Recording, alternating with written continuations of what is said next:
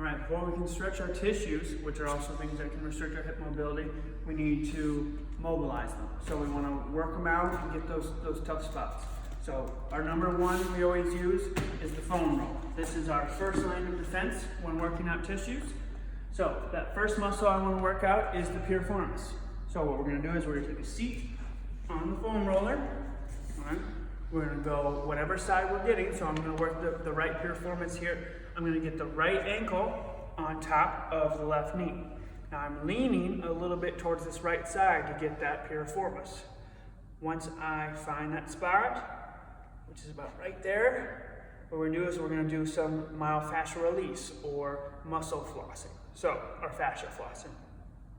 So what we're doing is I'm pinning down this adhesion on the foam roller, or a knot, and we're pulling the knee through that range of motion. And this is flossing that adhesion. You're pulling that muscle through the adhesion here. Good. And so if this isn't aggressive enough, what we do is we go down to either a lacrosse ball or our softball.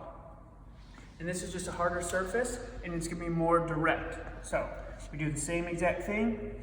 We sit on it, we get our right ankle. If we're doing the right piriformis, we find that spot, and this is a lot more aggressive. And we can do the same thing, flossing that knee through that positioning. We want to go max about 2 minutes. And why we say 2 minutes is because we do have nerve fibers going through our muscles, and we don't want to compress them too long, but 2 minutes is a very safe time. So 2 minutes is usually what we give.